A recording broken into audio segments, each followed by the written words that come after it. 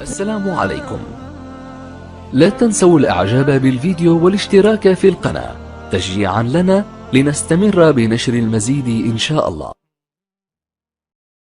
آله وصحبه ومن والاه، أما بعد، فقد قال الله تعالى في القرآن المجيد والفرقان الحميد: أعوذ بالله من الشيطان الرجيم، بسم الله الرحمن الرحيم. ومن يشاقق الرسول من بعد ما تبين له الهدى ويتبع غير سبيل المؤمنين نوليه ما تولى ونصله جهنم وساءت مصيرا. زما عزتمندو مسلمانانو، نن زمونږ درس اغا د یو فقهي قاعده چې د فقه حنفي د اصول یو کتاب اصول کرخی اصول فقه حنفي متعلق تا چې د هغه کتاب نوم دی اصول کرخی. د هغې په 9 او 10 نمبر قاعده باندې علمي تحقیقي تبصره او یو نظر دی. هغه قاعده دا ده چې د فقه حنفي اصول چې امام کرخی هغه کوم لیکلي دي، ابو الحسن الکرخی، هغه وایي: الاصل ان كل آية تخالف قول اصحابنا فانها تحمل على النسخ او على الترجيح، والأولى أن تحمل على التأويل من جهة التوفيق. وي أصل داده، أصل قاعدة داده أن كل آية، هر آغا آية تخالف قول أصحابنا، أغا مخالفي زمون دو أصحابو دا أحناف علماء بنسبان دي أمو بنسبان دي، نو آغا آیت تحمل علی النسخ، آغا محمول کیگی پا نسخ باندی چی دا آیت منسوخ تے، او علی الترجیح، یا پا ترجیح باندی چی دا آیت مجروح تے، والاولا ان تحمل علی التأویل من جهت التوفیق، اوی بہتر دادا چی آغا محمول شی علی التاویل پا تاویل باندی، ای که تاویل شی چی دا دی آیت مطلب دانا دادے وی من جهت التوفیق، دا آغی پا منسکی دا تطبیق او دا توفیق دا اعتبار سرا. بلا قاعده 10 نمبر اغوی: الاصل اصل داده كل خبر يجيء بخلاف قول اصحابنا. یعنی فقه حنفی کی اصل داده، فقه حنفی کی اصل داده کہ كل خبر، ہر آغا خبر يجيء بخلاف قول اصحابنا، کہ آغا خبر کا آغا آیت تے او کا حدیث تے او کا آغا دا صحابی اثر دے، چې هغه زمون د احناف علماو د فتوی او د قول مخالف را لې، نو فانه يحمل على النسخ او على انه معارض بمثله، نو محمول کیږي په مسخ باندې چې دا آیت او دا حدیث دا منسوخ دی یا دا معارض دی د داسې بل یو دلیل سره، بل یو حدیث مخالف دی. وی ثم صار الى دلیل آخر او ترجیح فيه بما يحتج به اصحابنا من وجوه الترجیح أو يحمل على التوفيق، وإنما يفعل ذلك على حسب قيام الدليل، فإن قامت دلالة النسخ يحمل عليه، وإن قامت الدلالة على غيره صرنا إليه. نو دا أحناف علماء دا فقه أصول فقه حنفي په نسبان دي دا أصول کرخي دا دي دو قاعدو دا أغي وضاحت او دا أغي لفظنكي علمي او تحقيقي تفسيرات، چې دا قواعد دا دومره خطرناکي قاعدې دي، دا دومره یو باطلي قاعدې دي چې نن سبا هغه خلک په دې په بیانولو باندې فخر کوي، په دې په بیانولو باندې څه کوي؟ فخر کوي. نو ټول لومبنې موږ به دا خبره بیان کو چې دا ابو الحسن الکرخي دا اوسو د ده متعلق امام ذهبي رحمه الله په سیر اعلام النبلاء په 12 جلد کې اغلی کړی دي. دا ابو الحسن الکرخی وی: الشيخ الامام الزاهد مفتي العراق شيخ الحنفية ابو الحسن عبيد الله بن الحسين ابن الدلال البغدادي الكرخي الفقيه. چې دا ترجمه هغه په طبقات المعتزله په هغه کې موجود ده. امام ذهبي شيخ الاسلام مورخ الاسلام امام ذهبي رحمه الله اغد متعلق لگی وکان رأسا فی الاعتزال اللہ یسامحه. دا امام کرخی دا اصول کرخی صاحب دا کان رأسا فی الاعتزال دا معتزلہ پا اغی ایمو کیو. او معتزلہ اغ خلق تی چی اغا دا خلق قرآن قائم دی چی قرآن کریم دا اللہ کلام نا بلکہ دا مخلوق تے. دا تقدیر منکر دی. او معتزلہ اغا خلق تی چی اغی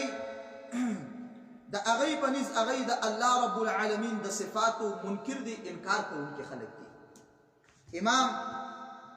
ابن حزم الظاہری رحمہ اللہ اغلی کلی دی پا الملل والنحل کی اغوی دا معتزلہ دا کم خلق تے وی معتزلہ آغا خلق تے دا جو دا قرآن دا خلق قرآن قائل دی او دا اللہ رب العالمین دا رویت پا آخرت کی پا قیامت کی دا اغی منکر دی شدا اللہ دا رویت نا منکر دی شدا اللہ رویت پا نشی کے دے او دا رنگی دا تقدیر پا مسئلہ کی دا تقدیر منکر دی او مرتق کبیرہ آغا چکم دے دا اغی پا نز نمومن دے نا کافر دے بلکہ اغا دی مرتکب کبیرہ اغا کافر گڑی مومین گڑی خودی وی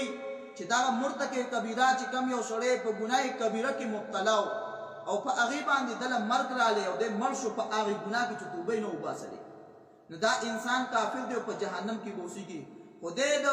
کافر اصلی کافر حقیقی نا ولک پا مرتبہ کی منزلت کی لکم ہوئی دے با دا اغا دا عام گناہگارو او دا اصل کافرانو ترمنز دا یو مرتبہ دا نو دا دا معتزلہ دا عقید دا.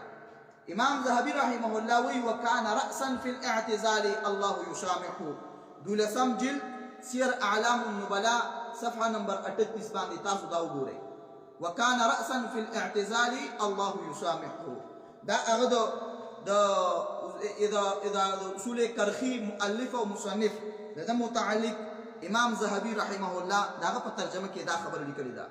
او پا طبقات المعتزلہ کیم دا خبر دا متعلق دا موجود دا.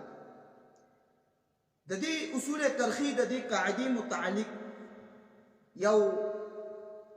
دا علماء و بعض خلق پا دی باندی یو سوال کی چی بائی که دا قاعدہ باطل دا غلط و خطا دا نتروسا پوری پا دی اہل علم و کلام بلے نہیں کرے دا دی تردیدی بلے نہیں بیان کرے دا سن دا اہل علم پا وقت دا دی اصول و دا دی قاعدی اغا رد کرے دے دا دی بطلان اغای بیان کرے دے و اغای ثابت کرے دے.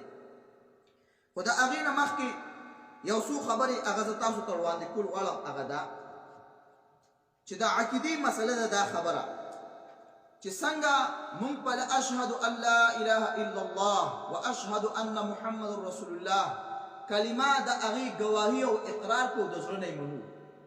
او پا دی کلمہ کی منگا اللہ رب العالمین سر یو لوز یو عقد کو چی اشہد ان لا الہ الا اللہ زگواہی کن چی دا اللہ نا الوسط حقدار دا بندگئی نشتے الا اللہ مگر یو اللہ دے و اشہد و زگواہی کن چی ان محمد رسول اللہ چی محمد صلی اللہ علیہ وسلم دا اللہ رسول او دا اللہ بند دے نمون اللہ سر پا دی کلمہ کی اللہ سر یو عقد کر دے یو اقرار یو لوز کر دے چی یا اللہ بندگی با صرف ستا کو عبادت با صرف دستا کو او دا عبادت دستا دا بندگی دا با طریقہ پا سنت دا محمد رسول اللہ صلی اللہ علیہ وسلم باندی کو. ندی وجی دا عقیدی علماء اغلی کلی دی چی فالواجب کمال التسلیم للرسول صلی اللہ علیہ وسلم والانقیاد لأمره وتلقی خبره بالقبول والتصدیق دون ان نعارضه بخیال باطل نسميه معقولا او نحمله شبهة او شكا او نقدم عليه آراء الرجال وزبالة اذهانهم فنوحده بالتحكيم والتسليم والانقياد والإذعان كما نوحد المرسل بالعبادة والخضوع والذل والإنابة والتوكل. وی فالواجب بیا مسلمان دا دی کلمین بعد دا فرض دی دا واجب دی کمال التسلیم للرسول صلی اللہ علیہ وسلم چی اغواد محمد رسول اللہ صلی اللہ علیہ وسلم تا پا کامل درجہ باندی اغا تسلیمی کی والانقیاد لأمره او دا اغا حکم تبا منقاد کی گی تابع کی گی وتلقی خبره بالقبول او دا اغا ہر یو حدیث اغی تبا ملاقات کی اغی لبا تلقی بالقبول کی اغا با قبلول دا اغی قبلول بکی د محمد رسول الله هر حدیث او هر خبر چې په صحیح سند باندې نقل شي نو هغه به قبول کیږي والتصدیق او د هغې به تصدیق کیږي دون ان نعارضه بخیال باطل علاوه د دې نه چې مونږ د هغې معارضت وکړو یا چې کوم دی هغه مونږ معارض کو بخیال باطل په یو باطل خیال باندې چې نسمیه معقوله او مونږ یې نوم ورکړو چې دا د عقل خلاف دی دا دی او دا دی او نحمله شبهه وشکا یا مونږ هغه محمول کو په شبهه او په شک باندې او نقدم عليه آراء الرجال یا د محمد رسول الله صلی الله علیه وسلم په سنت او حدیث باندې مونږ د خلکو او د علماء او د مليانو آراء د هغې فتوی او د هغې خیالات او د هغې آراء هغه مونږ مقدم کو بیا فرمای ودبالة اذهانهم او د خلکو د ذهنونو هغه خلطۍ هغه مونږ د محمد رسول الله صلی الله علیه وسلم په قول دغه په فعل دغه په حدیث او سنت باندې هغه مونږ مقدم وګڼو وی فنوحده بالتحکیم والتسلیم والانقیاد والاذعان مونږ به دا محمد رسول الله یوازې کو واحد کو چې مونږ به د یو محمد رسول الله خبرې ته تسلیم کیږو یو د محمد رسول الله امر د هغې ته به منقاد کیږو یو د محمد رسول الله خبرې ته به مونږ وی هغه غاړه ږدو كما نوحد المرسل بالعباده لکه څنګه چې مونږ د مرسل د الله رب العالمین واحد لا شریک په بندګۍ کې ګڼو یوازې د هغه بندګي کوو والخضوع والذل والانابه والتوکل او د هغه ته عاجزي کوو هغه ته ذلت او رسوایي او هغه ته انابت رجوع کوو په دې کې الله واحد لا شریک ګڼو نو دغسې محمد رسول الله صلی الله علیه وسلم هغه به مونږ واحد او لا شریک هغه به مونږ واحد کوو پس کې د هغه په د امر په امر ته منقاد کېدلو کې او د هغه خبرې منلو کې او د هغه حدیث او د هغه سنت هغه د منلو او د قبلولو پکې وی فهما توحیدان لا نجات للعبد من عذاب الله الا بهما دا دواړه د توحید مرتبې دي یو دی وی توحید المرسل وتوحید متابعه الرسول یو د الله رب العالمین به واحد لا شریک په عبادت کې ګڼي چې بندگی به د یو الله کوي وتوحید متابعه الرسول په دې بندګۍ کې به محمد رسول الله صلی الله علیه وسلم په کیفیت او په هیئت او په طریقې د بندګۍ کې په حکم د دې بندګۍ کې د شریعت د دې احکام او مسائل کې محمد رسول الله به څه کوي هغه به واحد ګڼي هغه سره بل شریک نه ګڼي چې هغه د محمد رسول الله سره په دې تشریک کې هغه شامل دی وی فلا نحاکم الى غیره ولا نرضى بحکم غیره د محمد رسول الله نه علاوه د بل چا باندې موږ فیصله نه کوو د بل چا په فیصله به موږ راضي کیږو نه ولا نوقف تنفيذ امره وتصديق خبره على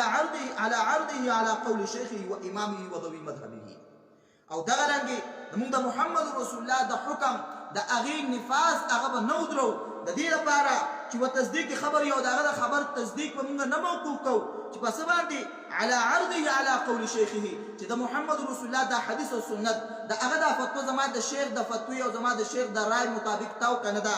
و امامه زما د امام د فتوی او د رای د هغه د مذهب مطابق ده کنه دا و د بی مذهبه او زما د مذهب د هغې موافق ده کنه دا وی وطائفته ومن يعزم او د خپل هغې ډلې او جماعت په هغې باندې به هغه نه موقوف کوي چې زه به دا حدیث اله منم که دا زما د امام دا زما د شیخ دا زما د تنظیم زما د ډلې او زما د مسلک موافقي نو منم به یې کوي زه دا حدیث نه منم نو دا پاټکونه به د الله د رسول علیه الصلاة وسلام د هغه احادیثو ته او د هغه سنت ته به نه جوړوي وی فإن أذنوا له نفذه وقبل خبره که چېرته هغه حدیث او هغه خبر د امام او د شیخ او د طایفي او د جماعت او د مذهب مطابق وي نو دی وایي چې منم به او کنه هغه والا فإن طلب السلامة فوضه إليه وأعرض عن أمره وخبره نو بیا وایي چې نه به خپل امام رانیسم خپل شیخ به رانیسم خپل طایفه او جماعت به رانیسم او د محمد رسول الله حدیث په شا باندې وغورځوي نو وایي والا حرفه عن مواضعه وسمي تحريفه تأويلا وحملا او بیا د هغې امام او د هغې خپل شیخ او د خپل هغې مذهب هغې تاویلاتو ته د هغې تحریف ته بیا څه وایي وایي تحریف ته تاویل او هغې ته وایي چې دا په دې باندې د دې دا تاویلات دي او دا په دې باندې حمل دی دا په دې باندې حمل دی نو دا عقیده چې توحید المرسل وتوحید متابعة الرسول دا لازم دی فهما توحیدان لا نجات للعبد من عذاب الله الا بهما. کدا الله د عذاب نه خلاصي غواړي، د جهنم د اور نه خلاصي غواړي، د قبر د عذاب نه خلاصي غواړي، د محشر او د قیامت د هغه عذابونو نه خلاصي غواړي او ځان د الله د رضا او د جنت مستحقول غواړي، نو دا دو توحید چې توحید المرسل الله واحد لا شریک په عبادت کې ګڼل، وتوحید متابعه الرسول او بیا د محمد رسول الله په دې عبادت کې د هغه سنت او طریقه د هغه حکم هغه سره هغه واحد او ګڼل، ای کې هغه سره بل څوک نه شریکول، هغه په هغه کې یوازې ګڼل او هغه د هغه مستحق ګڼل، دا فهما توحیدان لا نجات للعبد الا من عذاب الله الا بهما. دا مسله امام طحاوی رحمه الله او امام ابن ابي العز رحمه الله خپل کتاب شرع العقيده الطحاويه للامام ابي العز الحنفي رحمه الله په دې کتاب دا المکتب الاسلامي لجمعیت احیاء التراث الاسلامي چې کوم نسخه ده په 200 نمبر صفحه باندې هغه دا مسله بیان کړې ده.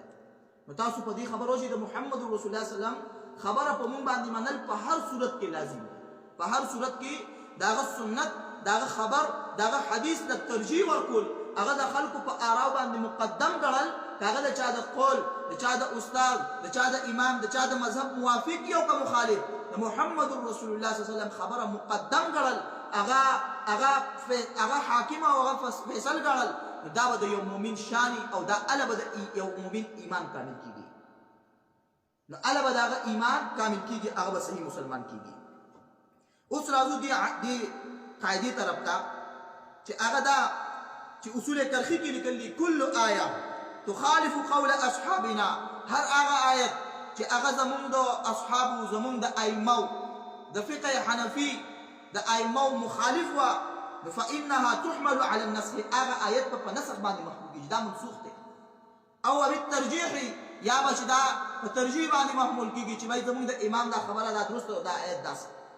والاولى ان تحمل على التاويل، او بهتر اولاد دا چې هغه محمول شي په تاویل باندې من جهه التوفيق.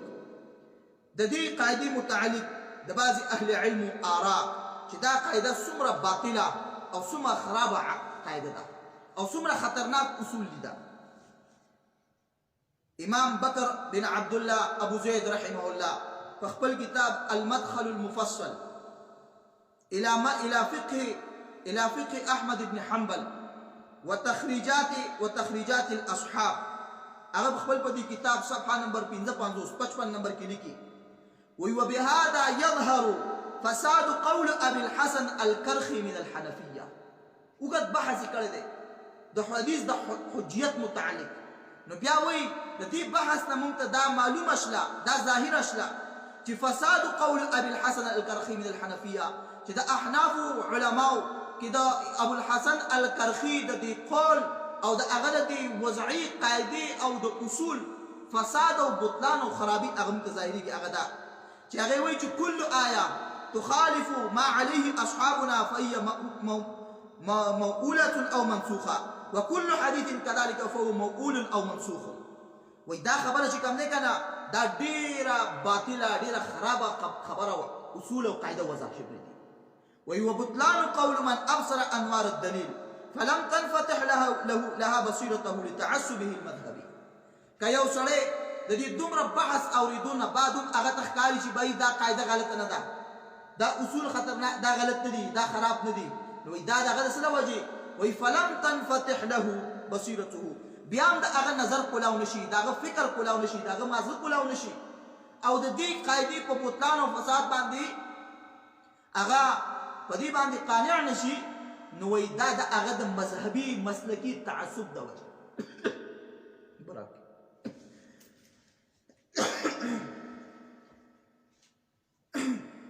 تر دې چې بعض خلکو هغه د مذهبي تعصب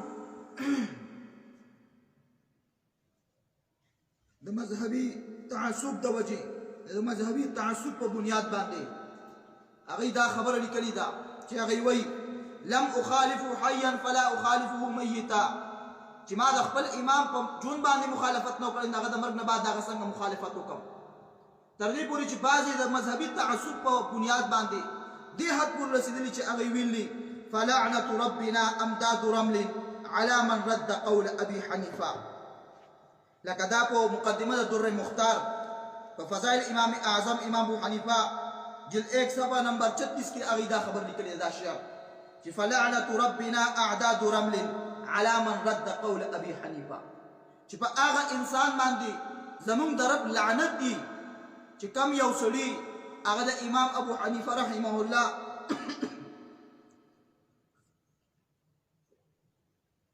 داغه قول هغه رای هغه رد کړي. همدوی خپله بیا لیکلي دي په مقدمه عمدة الرعاية او الدراسة الثانية في ذكر طبقات الحنفية جلد 1 صفحه نمبر 8 کې لیکلي دي وی صاحبین امام ابو یوسف او امام محمد رحمه الله د امام ابو حنیفه رحمه الله د دوړو شاګردانو وی په دوه ثلث په نسیوا مسائلو کې د امام ابو حنیفه رحمه الله مخالفت کړی دی. نو آیا نعوذ بالله تاسو خیال لرئ چې د امام ابو یوسف او امام محمد باندې د الله رب العالمین د شګي او د شګو په شمیر باندې د هغې د ذراتو په تعداد باندې د الله لعنت وي؟ آیا د دې خیرو د دې بددعا چې دا په کوم په شعر کې د مذهبي تعصب په بنیاد باندې بیان شوې ده، نو آیا امام ابو حنیفه رحمه الله شاګردان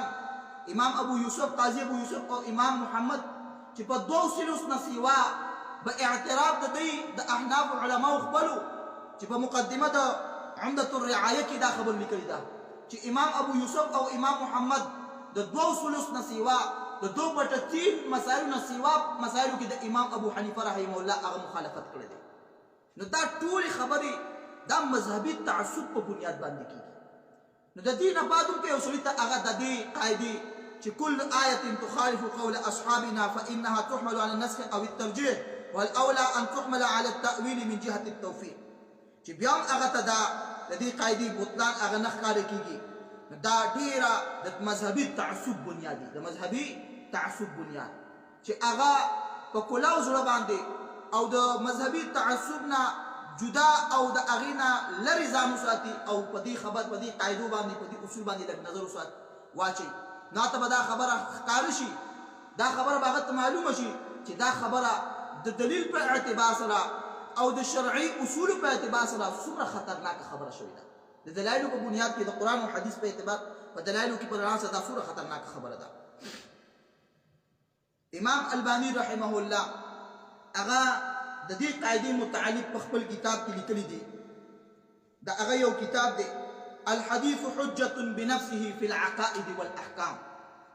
په صفحه نمبر هغې کې هغه دا خبره لیکلې ده. امام البانی رحمه الله هغه دا خبره لیکلې ده چې بعضې خلک هغه دې حد پورې رسېدلي دي وایي فقد ادعوا أن المجتهد المطلق قد فقد واشتهر عندهم أن باب الاجتهاد قد أغلق بعد القرن الرابع الهجري وقد ذكر نحوه ابن عابدين في حاشيته، وبذلك منعوا المسلمين من التفقه بالكتاب والسنة وأوجبوا عليهم التقليد لأحد الأئمة الأربعة كما قال في الجوهرة، وواجب تقليد حبر منهم كذا حكى القوم بلفظ يفهم. چې په دې چې وایي د څلورمې صدۍ نه بعد د قرن الرابع نه بعد وایي د فقه دروازه هغه بنده شوې ده، اجتهاد دروازه هغه بنده شوې ده بعد القرن الرابع الهجري، د څلورمې صدۍ هجري نه بعد وایي د اجتهاد دروازه هغه بنده شوه. لکه ابن عابدین هغه په حاشیه کې دا خبره لیکلې ده. نو دا خلک په دې خبرو سره مسلمانان او اهل علم هغه د دې نه منع کوي چې هغوی په کتاب و سنت نه فقه حاصله کړي، قرآن او سنت نه اجتهاد هغه وکړي. واوجبوا عليهم التقلید، او دوی په عام مسلمانانو باندې تقلید هغه لازم کړی چې په څلور ائمو کې به د یو امام څه کوئ؟ تقلید کوئ. بیا امام البانی لیکي وادعوا ان علم الحديث والفقه نضج واحترق، چې علم حدیث او علم الفقه هغه چې کوم د ګډه وډه کړې شوې ده واحترق او هغه سوځي کېږي. دا در مختار کې دا خبره لیکل شوې ده. واكدوا ذلك واحكموه بقول ابي الحسن القرخي، او وی دوی خپله دا خبره چې بای حدیث ګډوډ شوی دی، سوځېدلی شوي دي، اکثر ذخیره د حدیثو ختمه شوې ده، او پتا باندې د یو امام تقلید هغه لازم دی وای خپل د دعوی تاکید کوي په امام ابو الحسن الکرخی د هغه په یو اصول او قاعده سره هغه وای چې هغه لیکلي دي كل آیه تخالف ما عليه اصحابنا فهي موقوله او منسوخه وكل حديث كذلك فهو موقول او منسوخ ولذلك فمهما جئتهم بآية او حديث استجازوا لانفسهم ردا ذلك فورا وای دی د دې وجه نه چې تدې ته هر کله یو آیت راړي په دلیل کې یا یو حدیث راړي دوی په یو دم د ځان د پاره دلیل بونیسي او جواز بدل کې چې بای نه په هم باندې د خپل امام خبره لازم د مون قران حدیث نه مطابق نو فورا یو دم بدی تا ته رد کې دا په جواب کې دا خبر وکي وای دون ان يفكروا في دلالتهما وهل هما فعلا مخالفان للمذهب آیا په حقیقت کې قران او حدیث د صحیح مذهب خلاف دی واجابوك بقولهم دی بدا جواب کې چې انت اعلم ام المذهب تدیر کوی عالم کله زمون مذهب او امام دې خپوي دو تنن دا په سوار لسوا دریس ول اخبار علی تدیر لوی فقيه او مجتهد کنا هغه په خیر القرون په زمانه کې تیر شوی امام او هغه فقيه او مجتهد هغه ډیر کو انسان نو دوی به یو دم تاسو په جواب کې دا وایي کته ته دلیل راړي د آیت یا یو حدیث د قران یو آیت یا یو حدیث راړي نو یو دم بداوي چې دا زمون د امام د قول مخالف دی دا زمون د فقه مخالف دی زمون د مذهب مخالف دی یو دم متا ته دا خبرې کوي وای مخبیا او دوان کې وای مخالفه المذهبيين لائمتهم في التعصب لهم وفرض تقاليدهم دا الحديث حجة بنفسه الحديث حجة بنفسه في العقائد والاحكام دا صفحه نمبر دا 83 نمبر صفحه دا هغه کې امام الباني رحمت الله علیه د دې اصول او د دې قاعده باندې اگر دې کړی دی دا رنګ امام الباني رحمت الله علیه په خپل کتاب سلسله احادیث صحیحه شپږم جلد کې په صفحه 300 نمبر باندې د 2821 حدیث تر لاندې هغه دا خبر لیکلی ده چې روایت کې راځي عبد الله ابن عمرو ابن العاص رضی الله عنه روایت کوي چې ان من اقتراب اشراط الساعه د قیامت د نزدېکت د قرب قیامت د علاماتنا یو علامات دادي ان ترفع الاشرار وتوضع الاخيار چې خراب خلق اشرار خلق هغه به چې کم دی هغه به خلق اوچت کی هغه له خلق مقام ورکی د هغه به عزت احترام شروع کی وتوضع الاخيار او بهترین خلق علماء اهل علم دیندار نیکان خلق صالحین خلق ابا خلق لاندې ويفتح القول ويخزن العمل قول بډیر شي بیانونه بډیر شي وعظ او نصیحت بډیر شي دا موږ ګورو سکالران ډیر شل دانشور ډیر شل ادیبان ډیر شل فقیهان ډیر شل علما ډیر شل مليان ډیر شل هو يخزن العمل عمل هغه جمع کړی شي هغه خزانه کړی شي عمل به بند شي عمل چرته علم ډیر دی بیانات ډیر دي قیل او قال ډیر دي عمل نشته او بیا فرمای ويقرأ بالقوم المثنات او په خلکو باندې با قراءت شروع شي تلاوت شروع شي د سشي المثنات وليس فيهم احد ينكرها داسي په هغه کې یو سړی داسي موجود نه چې هغه د هغه رد کوي د هغه مخالفت کوي په هغه باندې اعتراض کوي تاسو ته شو د عبد الله ابن عمر نا ومل مثنات دا مثنات څه ته ویل کیږي هغه ته وی مکتوب سوا کتاب الله تعالی د الله د کتاب نه علاوه د نور لیکلو شوی شنو خلکو هغه به درسونه او بیان شروع شي او په بل یو روایت کې راځي وی المثنات كل ما كتب سوا کتاب الله تعالی د الله د کتاب نه علاوه هر هغه کتاب هر هغه علم چې الله د کتاب په مقابله کې هغه بیانېږي نو دا د قیامت د علاماتو نه یو علامه ده چې خلق هغه تبع علما هغه به چې کوم دي مولیان هغه به د خلقو خبري بیان شروع کړي دا تاسو موږ تاسو ګورو د احادیث کتابونه د قران درس او تدریس د علم التفسیر بیانات هغه کم شول د قران مجید بیانات کم شول تفسیر بیانات کم شول د حدیث بیانات کم شول او هر ځای کې تر دې پورې چې په مدارسو کې د درس نظامی نه فارغیدون کې انسان هغه په څلورمه پنځمه درجه کې وي چې تپوس دی وکړي نو څوک وایي ریاض الصالحین وایم او څوک وایي دا او دا ټول پنځه شپږ کاله هغه چې کوم دی منطق ته فلسفې ته علم کلام علم بیان او هغه نحوي صرف دې شیزونو ته ناست د الله د کتاب درسونه ختم د محمد رسول الله صلی الله علیه وسلم د احادیثو د سنتونو درسونه ختم دا هغه زمانه ده امام البانی رحمت الله علیه د دې روایت تلام دی لیکي او دا روایت په مستدرک حاکم کې په څلورم جلد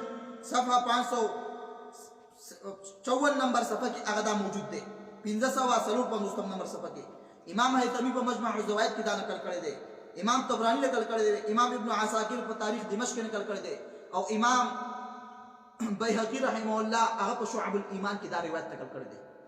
چې عبد الله ابن عمرو ابن العاص فرمایي ويقرأ بالقوم المثنات خلقو ته د الله د کتاب نه علاوه نور شیزونه به هغه بیانېدل شروع شي نن سبا هر سړي هغه چې کوم دی د ائمه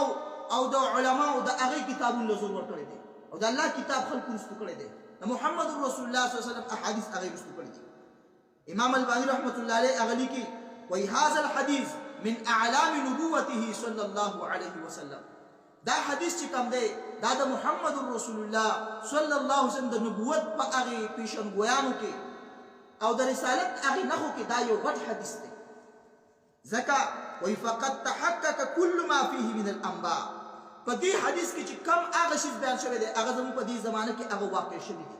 حقیقتا هغه موږ کتلی دي مشاهده موږ د هغه کو چې اشرار هغه د معاشري او هغه د ملک او هغه د یو علاقې هغه چې کم دی عزتمن خلک شته او اخیار هغه لاندې کړل شول هغه رستو کړل شول او دغه رنګي قول بیانات هغه ډیر شول وعظ نصیحت ډیر شو ويفضل العمل عمل لک شو عمل جذبه نشته بیانات ډیر دي سار ماخام درسونه دی یو ځای کې مجالس دي بل ځای کې مجالس دي دلته کې پروګرام دی دلته پروګرام دی وعمل نوم نشته ويقرأ بالقوم المثنات خلقو ته د الله د کتاب د محمد رسول الله د حدیثو په ځای باندې د خلقو د ائمه او د مليانو هغه خبرې بیانېږي او ولو فعل كذا ولو فعل كذا ولو فعل كذا بس دغه د دې بیاناتو تشریحات روان دي او هغه ته صاحب المعقول والمنقول وي شیخ المعقول والمنقول لیکي نو دا د قیامت د علاماتو یو علامه ده شیخ البانی لیکي وي وبخاصة منها ما يتعلق بالمثنات وهي كل ما كتب سوى كتاب الله تعالى هر هغه شیز هر هغه کتاب چې د الله د کتاب نه علاوه دی هغه په مثنات کې داخل دی وای کما فسره الراوي لکه څنګه چې عبد الله ابن عمرو ابن العاص دا غي تفسیر بیان کړی دی وما يتعلق من الاحاديث النبويه والاثار السلفيه او د الله د کتاب سره احادیث نبويه هم شامل دي او آثار السلفيه د صحابه کرام آثار او عمل د قول او فعل شامل دي نو فكأن المقصود بالمثنات الكتب المذهبيه المفروضه وای د دې مثنات نه مطلب مقصد څه دی الكتب المذهبيه هغه مذهبي کتابونه چې څوک وای دا د پلاني فقہی کتاب دی څوک دا د پلاني مذهب د فقہی کتاب دی څوک دا پلاني فقہ د مذهب د فقہی کتاب دی وای المفروضه على المقلدين چې هغه ځان په مقلدینو په ځان باندې فرض کړی دي چې د دې کتابونو من او عن باندې الف نه تر اخره پورې هغه منل او هغه ته تسلیم کېدل او د هغه ته منقاد کېدل دا په موږ باندې فرض دي وای التي صرفته مع تطاول الزمن وای باوجود د دې چې د ډېر زمانه تیریدونه بعد داخلك واوریدل عن كتاب الله وسنة رسوله صلى الله عليه وسلم كما هو المشاهد اليوم مع الأسف وإلا څنګه چې موږ په دې وخت کې دا ګورو چې اکثر خلک د الله د کتاب او د محمد رسول الله صلی الله علیه وسلم د احادیثو نه اړېدلي دي او د الله د کتاب او د محمد رسول الله د احادیثو مقابل کې د هغې په بدله باندې د ائمه او د مولیانو او د یو او د بل کتابونه مذهبي هغې شروع کړي دي او چې په دې باندې دا منل په موږ باندې فرض دی یجب علینا اتباع مذهبنا په موږ باندې زموږ د مذهب خبره منل هغه لازم دي زموږ د امام خبره منل هغه لازم دي او بیا فرمای وای من جماهیر المتمذهبین وفيهم كثير من الدكاتره والمتخرجين من كليات الشريعه فانهم جميعا يتدينون بالمتمذهب وای اکثر دکاتره دکتوران او د کلیه شریعت شریعه فارغه فاضلین او ډیر ځان ته شیخ الحدیثان او شیخ دغه ویلي کوونکي ته به ویني چې هغه په مذهبي تعصب کې هغه انختی او د الله کتاب او د محمد رسول الله د صحیح حدیثو هیڅ اهمیت په هغه سره نه هیڅ حیثیت په هغه په نزد الله د کتاب او د محمد رسول الله د احادیثو نه او وایبا ويجبونه على الناس او د خپل ائمه او هغه اقوال او آراء هغه په خلکو باندې لازم کوي چې تاسو باندې دا منل فرض دي او ځکه خو وای ومنهم وای د هغه متعصبه مذهبیانونه یو هغه رسول ته ابو الحسن الکرخی چې هغه وای كل آیه تخالف ما عليه اصحابنا هر هغه آیت چې هغه زمونږ د ائمه او د آراء او د هغې د فتوی مخالفو فهي مأمولة او منسوخه وكل حديث كذلك فهو مأمول او منسوخ هر هغه آیت چې زمونږ د ائمه او زمونږ د اصحاب مخالفو نه هغه یا محمول کیږي په څه باندې په تاویل باندې یا به هغه په منسوخ یا به هغه منسوخ دا رنګه هر هغه حدیث که هغه زمونږ د اصحاب او زمونږ د ائمه خلاف رالی نو هغه به یا سي موقول او منسوخ یا به هغه تاویل بیانېږي یا به هغه منسوخ د دې وجنه د دغه وی فقد جعلوا المذهب اصلا والقرآن الكريم تبعا دی خلقو دا خپل مذهب دا خپل فقه او دا وضعي قواعد او اصول چې خپل جوړ کړی دي دا د دین اصل جوړ کړی دی د شریعت اصل دا ګڼل دی او قرآن د دې تابع دی ته وایي دا ډیر خطر دی او ډیر خطرناک وي فذلك هو المتنات دون ما شك او ريب دا هغه اصل متنات دی چې دا الله د کتاب په مقابل کې خلق راغسته دی بغیر د شک او شبهه شیخ البانی رحمت الله علیه دا خبره په سلسله احادیث صحیحه شپږم جلد 300 نمبر صفحه کې هغه دا بیان کړی دا او هغه دا لیکلی دي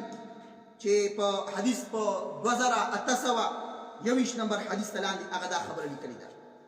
هغه وایي د دې قواعد او د دې اصول د وجه خلقو صحیح احادیث د محمد رسول الله صلی الله علیه وسلم هغه رد کړی دي وایي د هغې یو څو مثالونه امثله من الاحاديث الصحيحه التي خولفت بتلك القواعد هغه احادیث چې د دې وضعیه اصول او قواعد د وجنه خلق صحیح احادیث نقل تقریبا شیخ البانی رحمت الله علیه په خپل کتاب الحديث حجة بنفسه في العقائد والاحکام 55 احادیث بلکې 60-65-70 پوری احادیث هغه نقل کړي چې دې وضعیه او قواعد او اصول د وجه خلق هغه څه رد کړ وي دا هغه احادیثنا قسم الابتداء ابتدائي وان للزوجه حق العقد 7 ليال ان كانت بكرا حدیث کې راغلي دي چې الله رسول صلی الله علیه وسلم فرمایي چې کله یو سړی یو باکره جنای سره واده وکړي چې هغه مخکې نه واده شوی دی نو هغې سره که ده واده وکړو نو هغې سره به دی ورځې تېروي وشپې به تېروي او که طیبې سره واده وکړي نو هغې سره به څو ورځې تېروي 3 ورځې تېروي دا حدیث خو فقه حنفي هغه دا نه مني وایي ځکه دا زموږ د مذهب خلاف دی دا زموږ د مذهب خلاف دی وایي ثم يقسم بالسویة بیا د دې باکرې سره د ورځې تېرولو نه بعد او طیبې سره د 3 شپو تېرولو نه بعد بیا به هغه په تقسیم کې برابري به ساتي که 2-3 ښځې دي نو هرې ښځې به یو شپه یا یو ورځ 2 ورځې هر یو به سره تېروي برابري به بیا کوي بیا به ختم شي و فقه حنفي دا حدیث نه مني وایي زمونږ د اصول زمونږ د قواعدو خلاف دی زمونږ د امام د رای او د فتوی خلاف دی دغه رنګې بل حدیث چې حدیث کې راځي کله یو غیر محسن یو ناواده کړی هلک زنا وکړي نو هغه به څه کېږي هغه به 100 دورې ولیکېږي وتغریب عام او یو کال به هغه علاقې نه د کلي نه شړل کېږي و فقه حنفي نه مني تغریب عام نه مني وحديث التغريب الزاني غیر المحسن دا نه مني زموږ د قواعدو زموږ د امام د مذهب خلاف دی دا رنګ بل حدیث چې په حج کې شرط لګول په احرام کې دا حدیث کې راغلی دی او د په شرط باندې محرم لا هغه شرط لګولي چې و محل حيث حبستني حابس لکه بعض صحابيات به دا شرط لګو نو د محرم لا بیا هغه شرط په واقع کېدو باندې د احرام نه حایدل جایز دی فقه حنفي وایي چې یو محرم شو بیا نه حلال دي نو داسې تقریبا 70 نسوا احادیث د دې وضعي قواعد او اصول د وجه خلق ورته صحیح احادیث د محمد رسول الله صلی الله علیه وسلم رته د هغه حدیثونو یو حدیث المسح على الجوربين په جرابو باندې مسح کو خلقو د مذهبي تعصب د وجه د مسلکی تعصب د وجه په دې حدیث باندې عمل انکار کوي چې نه مونږ ده ځکه زمون په مذهب کې زمون د امام په نسبت باندې په جرابو باندې مسح نشته حالانکه دا څه خبره ده په جرابو باندې مسح په مذاهب اربعه امام ابو حنیفه مالک شافعی احمد د ټولو په نشته اختلاف په دې کې چې کومه جورب په کومه موضوع باندې مسح کیږي اختلاف په دې کې دی ای پکې د ثقینین مجلدین منعلین دا شرایط دا پکې صرف اختلاف په دې شي کې دی نور په جرابو باندې مسح په هدايه 26 نمبر صفحه کې تاسو وګورئ چې امام ابو حنیفه رحمه الله د مرګ نه مخکې د صاحبین قول ته رجوع کړی دا په جرابو باندې مسح هغه کړی دا نو صحیح احادیث خلکو رد کړي چې وایي زموږ د مذهب خلاف دی زموږ د امام د رای خلاف دی دا رنګ نور داسې ډېر احادیث هغه خلکو د صحیح احادیثو هغه رد کړي دي د څه د وجې د وضعي اصول او قواعد د وجې چې هغه قواعد هغه اصول د شرعي لحاظ سره هغه فاسد دي هغه باطل او خراب دي داسې ډېر مثالونه تقریبا اویا پورې مثالونه امام الباني رحمة الله علیه په خپل کتاب الحديث حجة بنفسه في العقائد والأحكام آئی که اغدا ذکر کری دی لدینا علاوہ پا اہل علم کی یو بل عالم محمد رشید رضا لبنانی مولدا او المصری وفاتا چی پا لبنان کی پیدا شوی دی محمد رشید رضا او بیا پا مصر پا قاہرہ کی اغا وفات شوی دی اغم پا خپل یو داغا یو مجلد المنار پا اغی کی 15 نمبر جلد کے صفحه 355 کې هغه یو عنوان لیکل دی الهدايه والتقاريز الهدايه والتقاريز اې کې هغه لیکل دي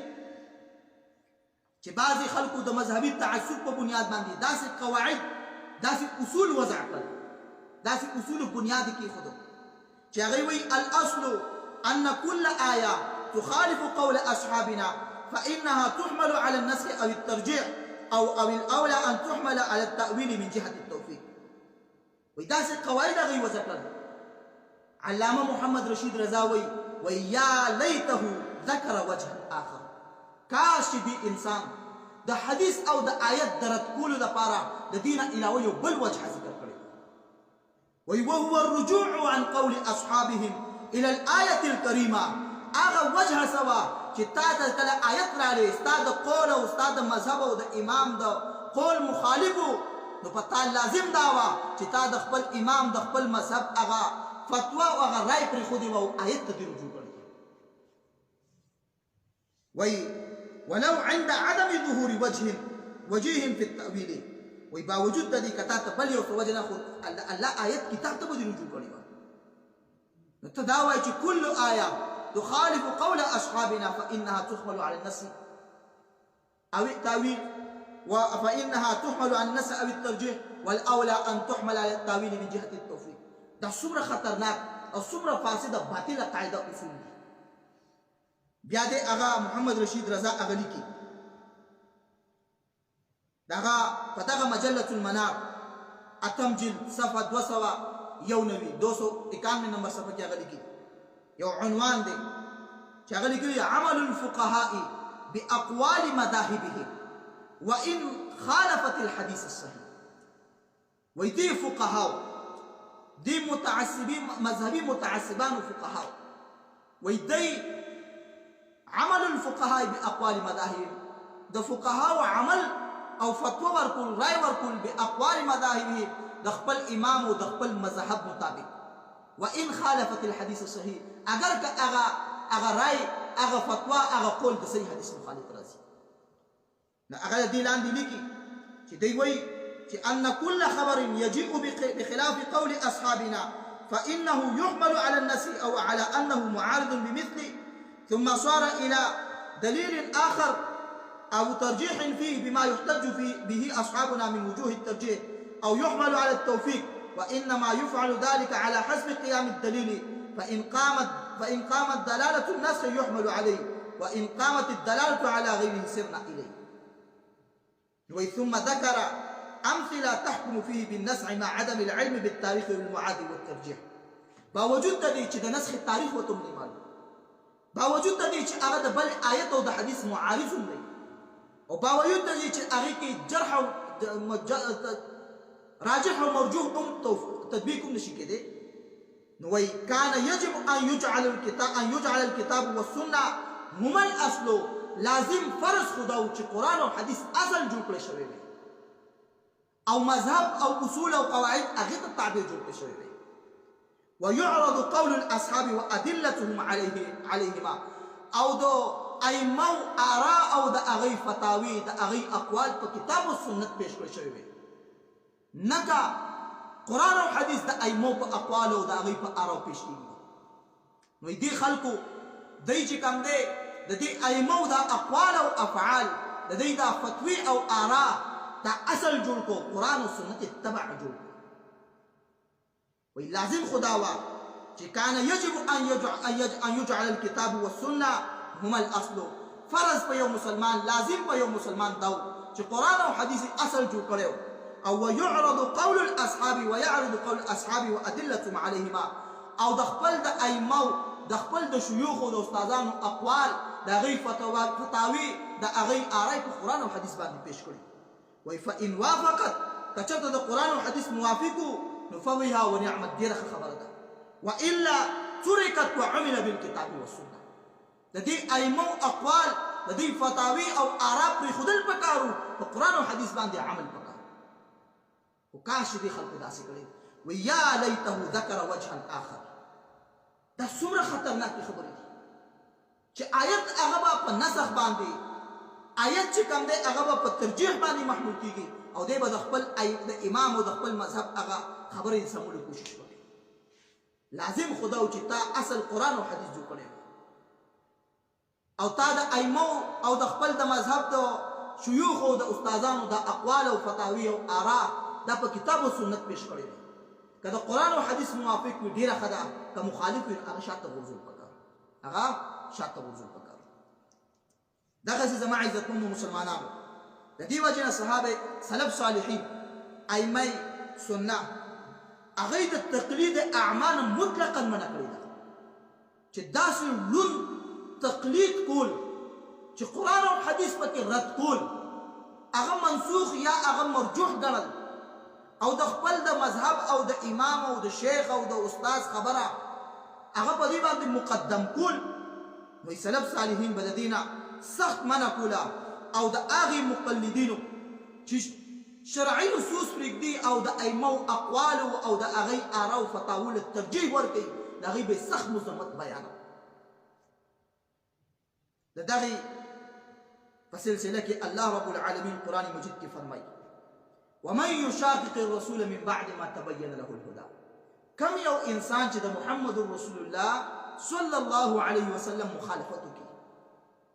کاغه دغه د قولي، کاغه دغه د فعلي، کاغه دغه د تقریري، من بعد ما تبين، وروسته دې چې تا ته هدایت ښکاره شي،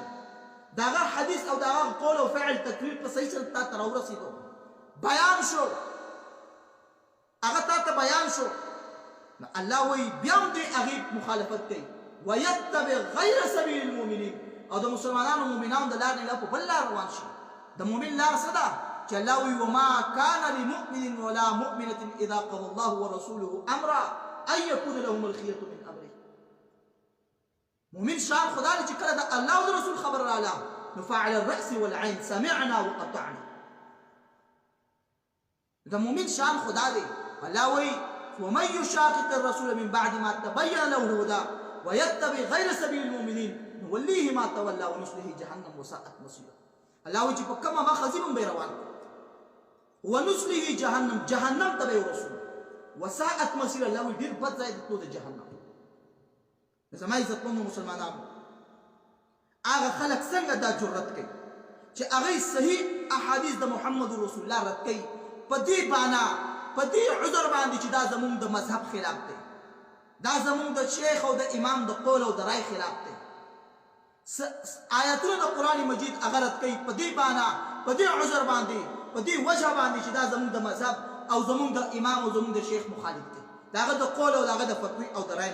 مخالف دی. او د الله په کتاب باندې د محمد رسول الله په احادیث باندې د خلقو او د مليانو د ائمو د هغه فتاوی او د هغه آرا او د هغه اقوال مقدم غني دا خو د مؤمن شان نه دی الله يا ايها الذين امنوا لا تقدموا بين يدي الله ورسوله واتقوا الله ان الله سميع عليم يا ايها الذين امنوا لا ترفعوا اصواتكم فوق صوت النبي اے اهل ایمانو په الله او رسول باندې مخ کیږي د الله نو یریږي په الله او رسول باندې مخ کیواله په الله او رسول باندې بل چا خبره مقدم کول دا ډیر لوی ګناه دی ځکه الله وی واتقوا الله د الله نو یریږي پرهیزګاری اختیار کړه ځان کې تقوا راولا ځکه الله وی یا ایها الذین آمنوا لا ترفعوا اصواتکم فوق صوت النبي اے ایمان والو د پیغمبر په आवाज باندې خپل आवाज موچ توا مطلب څه دی چې کله د پیغمبر حدیث راشي د پیغمبر سنت راشي په صحیح سره تا ته ورسېږي یا د هغه یو تقریر تا ته ورسېږي نو هغه منل پکار دي د مؤمن شان نه دی چې سمعنا واطعنا ما واوریدو او زه په دې نه بعد اطاعت کوم خبره عمل وکړم نو وای څنګه یو خلق ويجعلون آراء الرجال وقياساتهم حاكمه على الكتاب والسنه څنګه خلق د مليانو او د ائمه آراء او فتوی او د غي قياسات هغه په قران او حديث باندې حاکم جوړي وي بالقبول او الرد ويتبعون في ذلك قاعده تقول او دی پکې یو قاعده یو اصول وضع کړی دی او تاسو به یو دم په باندې کې دا وي عذر کې ودا وي چې كل آیه هر آیه او حدیث تخالف قول اصحابنا يا معالي اصحابنا فانه تحمل على النسخ او الترجيح والاولى ان تحمل على التاويل من جهه التوفيق دا اغا قواعد او اغا اصول دي چې دا باطل قاعده دي دا یو ډیره خرابه او ډیره یو گمراه کن قواعد دي مونږه یو مؤمن مسلمان شان بدای دا ایمان بدای لکه څنګه چې مونږه دا خبره په عقیده کې بیان کړه چې د محمد رسول الله صلی الله علیه وسلم اتباع دا اطاعت دا احادیث منل دا زمونږ د ایمان د مسایل دي دا زمونږ د ایمان مسایل دي دا شرع عقیده الطحاویه للامام ابي العز الحنفي هغه وی فهما توحیدان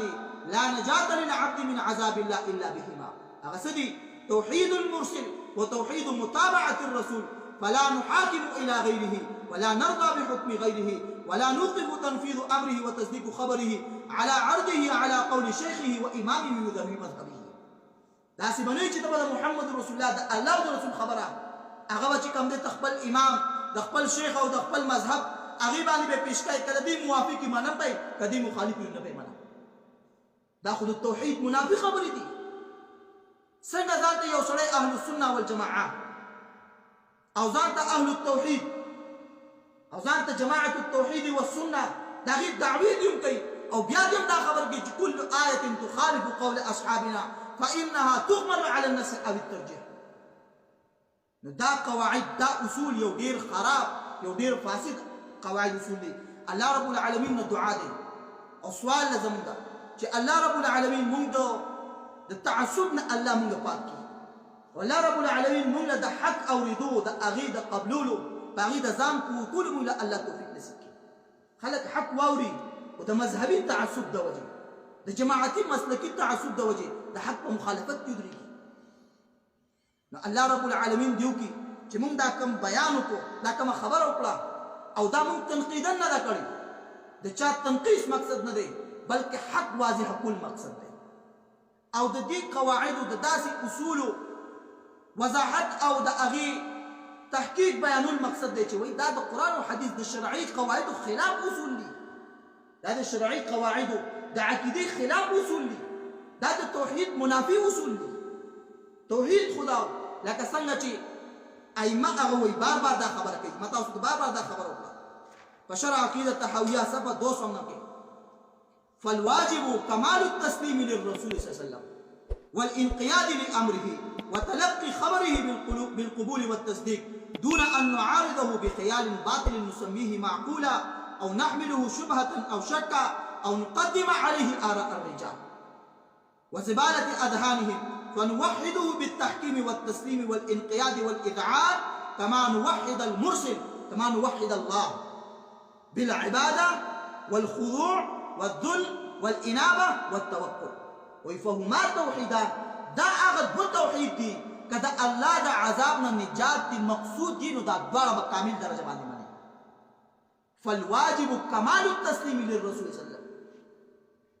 وإذ لا نجاة من عذاب الله إلا بهما. او هغه دواړه توحید څه دي؟ توحید المرسل وتوحید متابعة الرسول صلى الله عليه وسلم. وبالله التوفيق وما علي إلا البلاغ المبين. وصلى الله على النبي.